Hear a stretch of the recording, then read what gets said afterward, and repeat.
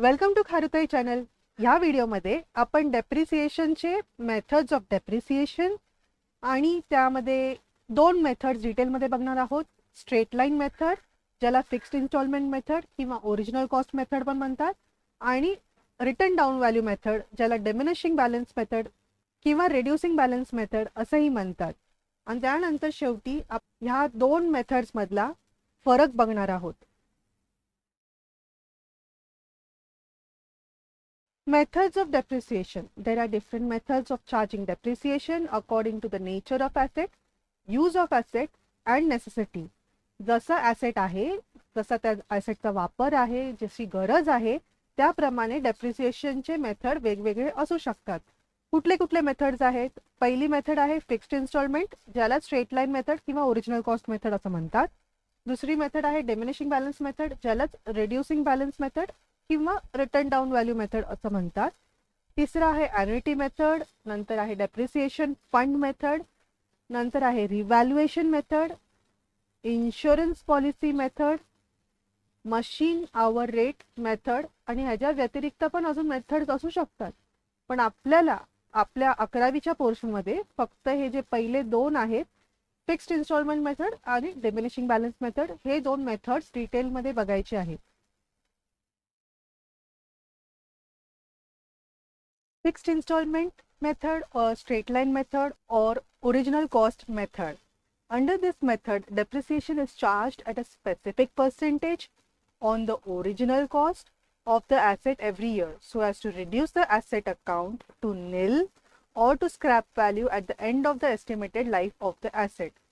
म्हणजे ह्याच्यामध्ये जनरली होतं त्या ओरिजिनल कॉस्टवरती डेप्रिसिएशन, आता समजा 10% असेल तर डेप्रिसिएशन चार्ज केलं जातं सेम ओरिजिनल कॉस्टवरती. म्हणजे हा पहिल्या वर्षी आपण 10% डेप्रिसिएशन चार्ज केला, 1 लाख मायनस 10,000 90,000 राहिले. दुसऱ्या वर्षी पण मग आपण ओरिजिनल कॉस्टवरतीच डेप्रिसिएशन चार्ज करणार, 10%. सेकंड इयर पण 10,000, थर्ड इयर पण 10,000, असं पुढे जात जाणार. 80 मायनस 10, 70 मायनस 10 असं पुढे होत राहणार. तर शेवटी काय, व्हॅल्यू निल किंवा स्क्रॅप व्हॅल्यू राहणार. To ascertain the annual charge under this method, all that is necessary is to divide the original value of the asset, जी काय ओरिजिनल व्हॅल्यू आहे ती, मायनस काय रेसिड्युअल व्हॅल्यू असेल तर, आणि डिवाइड बाय एस्टिमेटेड लाईफ. अशी आपल्याला डेप्रिसिएशन ह्या मेथडप्रमाणे जर पर ॲनम डेप्रिसिएशन काढायचं असेल तर असं कॅल्क्युलेट केलं जातं. काय, original value minus scrap value divide by life.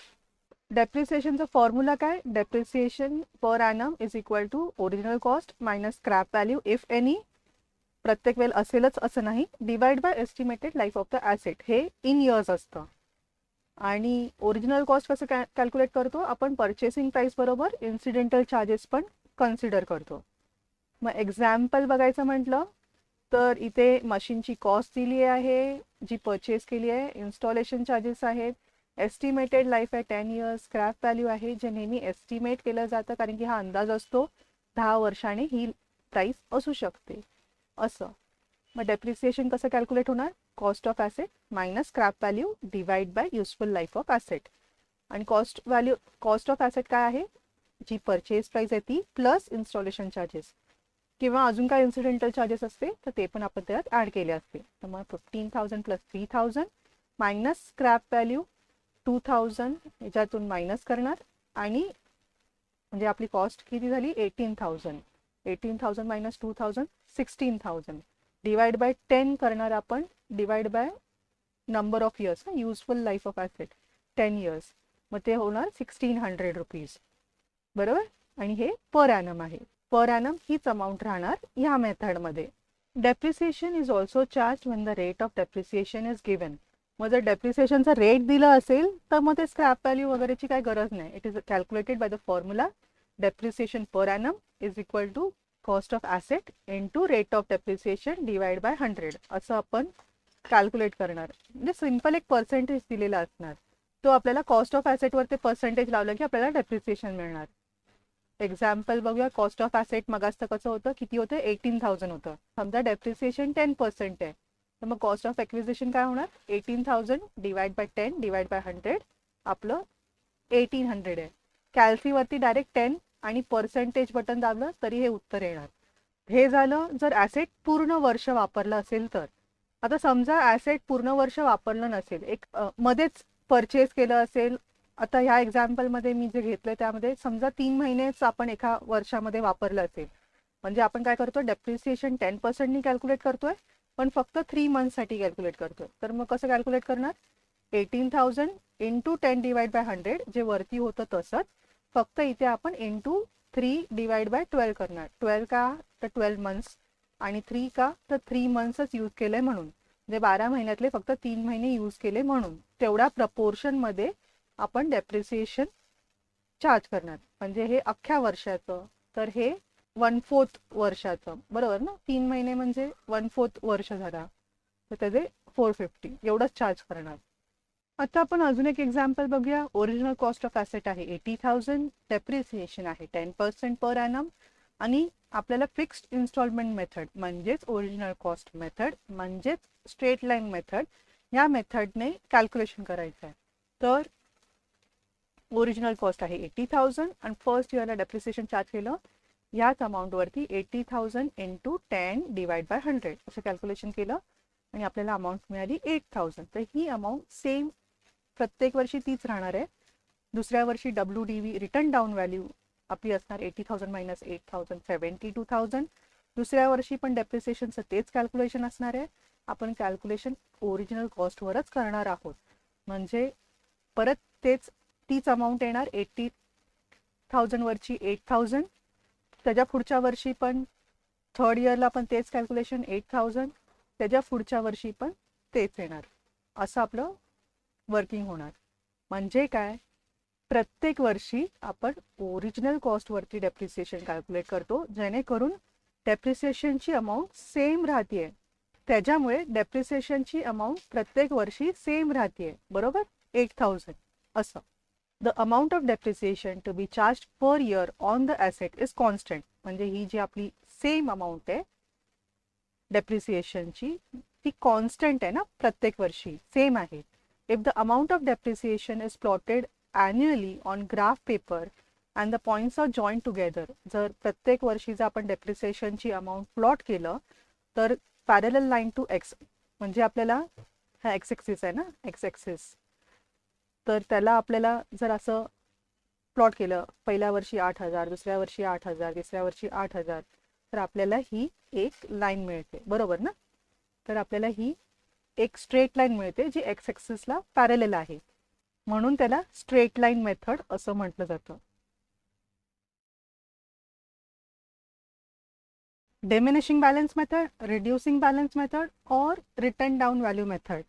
Under this method, depreciation is calculated at a certain percentage each year on the balance of the asset which is brought forward from the previous year. जे example बघितलं तर original cost 1 lakh होतं आणि depreciation 10%चा rate आहे. तर first इयरला depreciation काय होणार, ओरिजिनल कॉस्टवरती 10% 10,000, मग WDV 90,000 आहे. तर दुसऱ्या वर्षी सेकंड इयरला 10%, कशाचं 10%, ओरिजिनल कॉस्टवरती नाही, तर जी WDV आहे, रिटर्न डाऊन व्हॅल्यू आहे, ज्याला काय म्हणतो, ब्रॉड फॉरवर्ड बॅलन्स आहे प्रिव्हियस इयरचा, त्याच्यावरती आपण डेप्रिसिएशन चार्ज करतो. म्हणजे 90,000 वरती 10% 9,000, मग 81,000 आलं, मग 81,000 वरती 10% 8,100 येणार. असं आपण डेप्रिसिएट करत करत जाणार.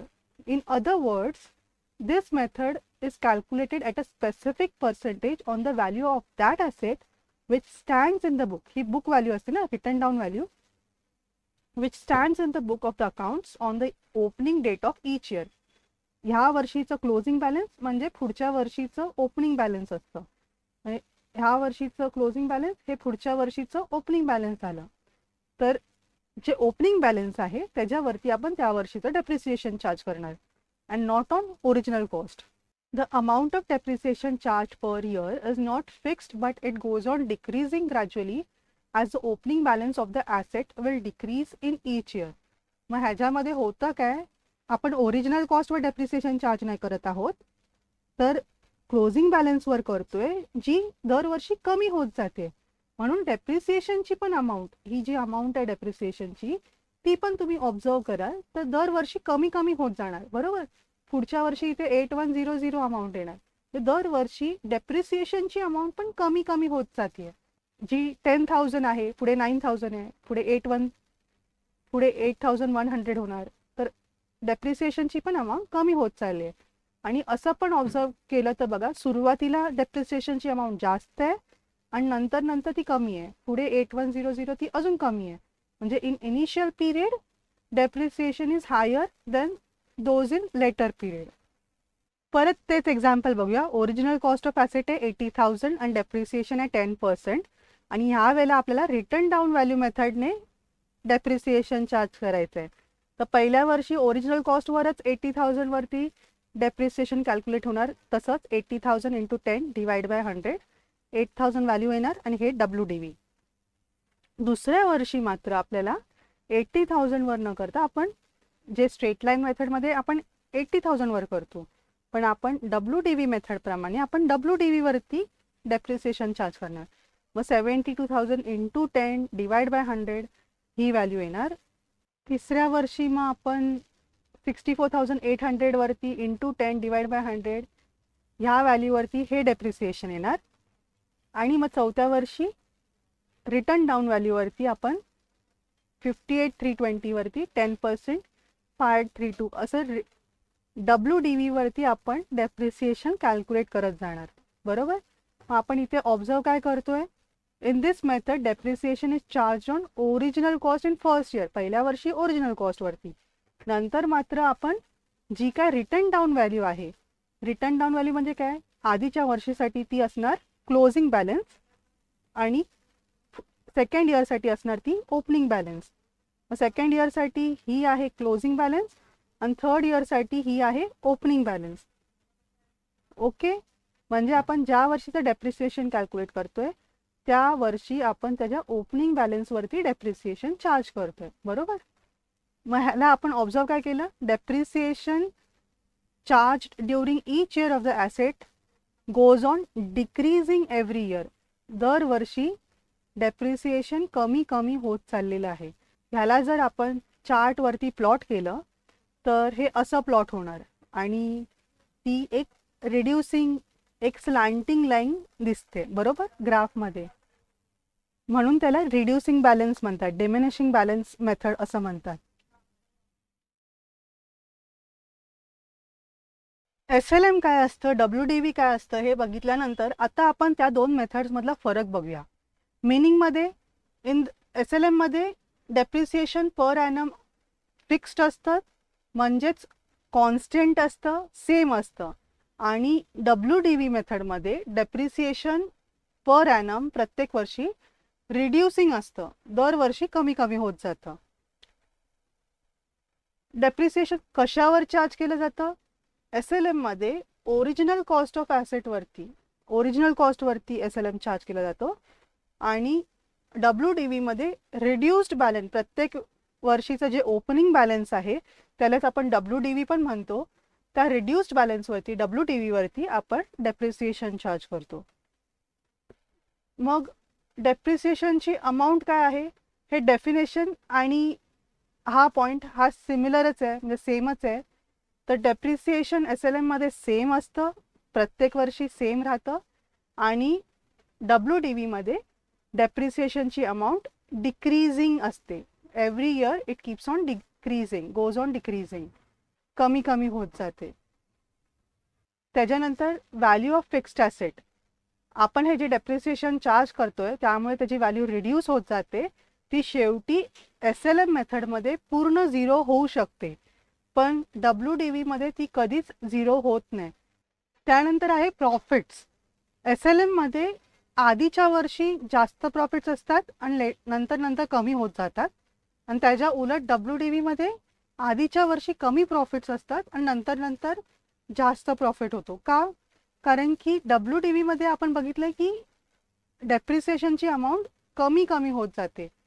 म्हणजे पहिल्या वर्षी जास्त असेल, आपण जे एक्झाम्पल आधी बघितलं, पहिल्या वर्षी 10,000 असेल, दुसऱ्या वर्षी 9,000 असेल, असं कमी कमी होत जातं. म्हणून सुरुवातीच्या पिरियडमध्ये कमी प्रॉफिट होतो, म्हणजे डेप्रिसिएशनचा खर्च जास्त असल्यामुळे सुरुवातीच्या इयर्समध्ये कमी प्रॉफिट होतो. आणि नंतर नंतर अमाऊंट कमी होत जाते, त्यामुळे नंतरच्या पिरियडमध्ये जास्त प्रॉफिट होतो. त्या उलट SLM मध्ये कारण की अमाऊंट सेम राहते, त्याच्यामुळे नंतरच्या वर्षी इन कम्पॅरिझन WDVच्या मेथडच्या कम्पॅरिझनमध्ये बघायला गेलं तर प्रॉफिट नंतरच्या वर्षी SLM मध्ये जास्त दिसून येतं. नंतर सुटेबिलिटी.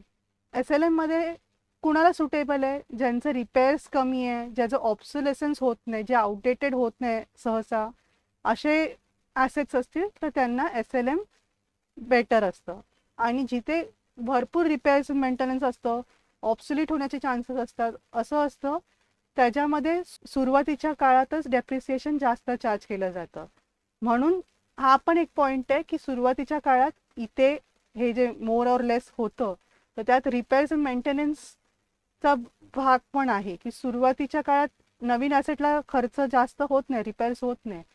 जसं जसं ॲसेट जुनं होतं तसं तसं त्याचं रिपेअर्स मेंटेनन्सचा पण खर्च होतो. आणि तेच नंतरच्या काळामध्ये रिपेअर्स जास्त होत राहतात, म्हणजे रिपेअर्स वाढत जातात, म्हणून डेप्रिसिएशन कमी होत जातं, ते एकमेकांना कॉम्पेन्सेट होतं. तर इथे SLM मध्ये तसं नाही होत. रिपेअर्स जरी वाढले तरी डेप्रिसिएशन तेवढंच राहतं, म्हणून नंतरच्या पिरियडमध्ये कमी प्रॉफिट दिसतं SLM मध्ये.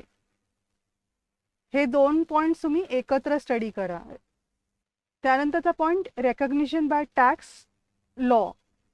आता त्यांनी दिलंय की टॅक्स लॉ मध्ये SLM मेथड नाही रेकग्नाइज होत आहे. टॅक्स लॉ मध्ये ओके आहे, म्हणजे नाही पकडलं जात. WDV मेथडच यूज केली जाते टॅक्स लॉ मध्ये. पण एनी अदर लॉ, दुसरा कंपनी लॉ मध्ये SLM मेथड आहे, म्हणजे पूर्णपणे लॉ मध्ये रेकग्निशनच नाही, लॉ मध्ये SLM मेथड कधी घेतलीच जात नाही असं नाही आहे. कंपनी लॉ प्रमाणे आपल्याला SLM मेथड घ्यावी लागते. त्यात त्याचं शेड्यूल पण आहे डेप्रिसिएशनचं, त्यात SLMचे रेट्स वगैरे पण दिलेले आहे. तर हे काय एकदम कामाचं नाही आहे असं नाही आहे. फक्त टॅक्स लॉ मध्ये त्याला रेकग्निशन नाही आहे, इतर लॉ मध्ये आहे. टॅक्स लॉ मध्ये WDV मेथड वापरली जाते. आणि शेवटचा पॉईंट डेप्रिसिएशन कर्व. हे आपण ग्राफवर कसं प्लॉट केल्यावर काय होतं हे बघायची आपण डिटेलमध्ये आधी बघितलंय की SLMचे सेम असल्यामुळे एक स्ट्रेट लाईन दिसते which is parallel to X axis. आणि WDV मध्ये डेप्रिसिएशन कमी कमी होत जातं, म्हणून एक स्लँटिंग कर्व असं, ॲक्च्युली एक्झॅक्ट लाईन नसते ती, नंतर अशी होत जाते. तर ते कर्व आहे which slopes downward from left, हे लेफ्ट आहे ना, लेफ्ट टू राईट, जे लेफ्ट टू राईट असा कर्व होतो. तर आतापर्यंत आपण जे शिकलो त्याला समराईज करायचं म्हटलं तर SLM म्हणजेच स्ट्रेट लाईन मेथड, म्हणजेच फिक्स्ड इन्स्टॉलमेंट मेथड, म्हणजेच ओरिजिनल कॉस्ट मेथड. ह्याच्यात एक्झाम्पल बघितलं आपण की ओरिजिनल कॉस्ट वरती आपण 10% डेप्रिसिएशन कॅल्क्युलेट करतो प्रत्येक वर्षी, म्हणजे पहिल्या वर्षी तर करतोच, तर दुसऱ्या वर्षी पण आपण ओरिजिनल कॉस्टवरच डेप्रिसिएशन चार्ज करतो, म्हणून त्याला ओरिजिनल कॉस्ट मेथड असं म्हटलं जातं. डेप्रिसिएशन कॉन्स्टंट राहते, म्हणजे डेप्रिसिएशनची अमाऊंट फिक्स्ड असते दरवर्षी, म्हणून त्याला फिक्स्ड इन्स्टॉलमेंट मेथड पण म्हणतात. आणि ग्राफवर बघितलं आणि आपण ग्राफवर डेप्रिसिएशनचं प्लॉट केलं तर आपल्याला ही एक स्ट्रेट लाईन मिळते, म्हणून त्याला स्ट्रेट लाईन मेथड असंही म्हटलं जातं. तर ह्या मेथडमध्ये फॉर्म्युला आहे. जर पर्सेंटेज दिलं नसेल तर फॉर्म्युला आहे, ज्यामध्ये स्क्रॅप व्हॅल्यू आणि एस्टिमेटेड युजफुल लाईफ आपल्याला लागते. म्हणजे कॉस्ट ऑफ ॲसेटमधून आपण स्क्रॅप व्हॅल्यू मायनस करतो आणि जी अमाऊंट येते त्याला आपण युजफुल लाईफने डिवाइड करतो, जे इयर्समध्ये असतं. आणि कॉस्ट ऑफ ॲसेट कसं कॅल्क्युलेट करतो? परचेस प्राईस, जे काय ॲक्विजिशन प्राईस आहे त्यामध्ये आपण जो काय रेलेव्हंट खर्च आहे, installation charges, incidental charges, transportation, wedges वगैरे, रिपेअर्स वगैरे जे काय असेल ते आपण ह्याच्यात ॲड करतो आणि त्याच्यातून मग स्क्रॅप व्हॅल्यू मायनस करून डिवाइड बाय युजफुल लाईफ, असं हे टुगेदर वर्किंग आहे. पण जर समजा ही माहिती दिली नसेल, स्क्रॅप व्हॅल्यू आणि एस्टिमेटेड लाईफ माहिती दिली नसेल, पण फक्त रेट दिला असेल, तर आपण त्याच्या बेसिसवर पण डेप्रिसिएशन फाइंड आउट करू शकतो. त्याचा फॉर्म्युला काय? कॉस्ट ऑफ ॲसेट इंटू जे काय रेट असेल, समजा 10% असेल तर इथे आपण 10 लिहिणार, 10 डिवाइड बाय 100. आणि जर समजा पूर्ण वर्ष ॲसेट वापरलं नसेल, पार्ट ऑफ इयर वापरलं असेल, तर तेवढ्या महिन्याने आपल्याला त्याला प्रपोर्शनेट काढावं लागणार. प्रपोर्शनेट कसं काढायचं? जे काय मंथ्स असेल डिवाइड बाय 12. म्हणजे 3 महिन्यासाठी वापरलं असेल तर 3 डिवाइड बाय 12, 6 महिन्यासाठी वापरलं असेल तर 6 डिवाइड बाय 12, असं आपण त्याला प्रपोर्शनेट काढणार. WDV, ज्याला रिटर्न डाऊन व्हॅल्यू मेथड किंवा डिमिनिशिंग बॅलन्स मेथड किंवा रिड्युसिंग बॅलन्स मेथड असंही म्हटलं जातं. ह्या मेथडमध्ये आपण पहिल्या वर्षी ओरिजिनल कॉस्टवरती डेप्रिसिएशन कॅल्क्युलेट करतो आणि त्याच्यानंतर आपण WDV वरती कॅल्क्युलेट करत जातो. ऑब्झर्व केलं तर डेप्रिसिएशनची अमाऊंट प्रत्येक वर्षी कमी कमी होत जाते आणि इनिशियल पिरियडमध्ये, सुरुवातीच्या पिरियडमध्ये डेप्रिसिएशन जास्त असतं आणि नंतरच्या पिरियडमध्ये डेप्रिसिएशन कमी कमी होत जातं, कमी असतं. आणि हेच डेप्रिसिएशन जर ग्राफवर प्लॉट केलं गेलं तर आपल्याला एक स्लांटेड लाईन दिसते, म्हणून त्याला आपण रिड्युसिंग बॅलन्स मेथड असं म्हणतो किंवा डिमिनिशिंग बॅलन्स मेथड असं म्हणतो. आपण WDV वरती डेप्रिसिएशन चार्ज करतो म्हणून त्याला WDV मेथड म्हणतो.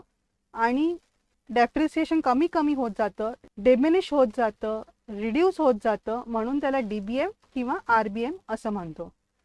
समराईज करायचं म्हटलं तर मिनिंगमध्ये डेप्रिसिएशन फिक्स्ड आहे आणि WDV मध्ये रिड्युसिंग आहे.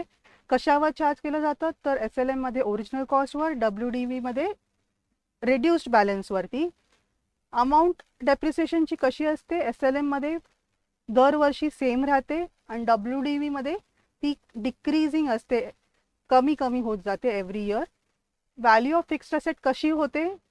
SLM मध्ये 0 होऊ शकते, WDV मध्ये can not be reduce to 0, 0 होत नाही.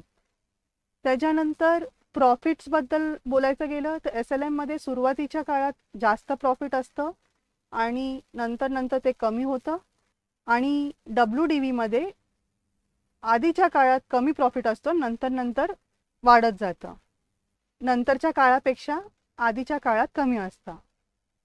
तर सुटेबल कशासाठी आहे? SLM सुटेबल आहे अशा ॲसेटसाठी जिथे रिपेअर्स कमी आहे, ऑब्सोलेसन्स म्हणजे आउटडेटेड होण्याचा चान्स नाही आहे, कमी फ्रिक्वेन्सी आहे, अशा ॲसेट्सवरती SLM चालतं. WDV कुठल्या ॲसेट्सवर चालतं? WDV कशावर चार्ज केलं जातं? अशा ॲसेट्सवरती ज्याच्यावर नंतरच्या काळामध्ये खर्च जास्त होण्याची शक्यता असते, जास्त खर्च होण्याची शक्यता असते आणि ते ऑब्सोलीट म्हणजे आउटडेटेड होण्याची पण लवकर शक्यता असते. लॉमध्ये रेकग्निशन कसं आहे तर टॅक्स लॉमध्ये SLM इज नॉट रेकग्नाइज्ड, तर टॅक्स लॉमध्ये WDV रेकग्नाइज्ड आहे, WDV मेथड वापरली जाते. डेप्रिसिएशन कर्व SLM मध्ये एक स्ट्रेट लाईन बनते जी पॅरलल टू एक्स ॲक्सिस आहे आणि WDV मध्ये एक कर्व बनतं जे लेफ्ट टू राईट कर्व आहे, डाऊनवर्ड स्लोपिंग आहे. तर ही झाली समरी ह्या व्हिडिओची. Thank you for watching the video. Summary notes आणि अपडेट्स तुम्हाला टेलिग्राम चॅनलवर मिळतील आणि आवडलं असेल तर नक्की लाईक करा, शेअर करा मित्रांबरोबर आणि सबस्क्राईब करा, बेल आयकनवर क्लिक करा पुढचे नोटिफिकेशन्स मिळण्यासाठी. तर भेटू पुढच्या व्हिडिओमध्ये.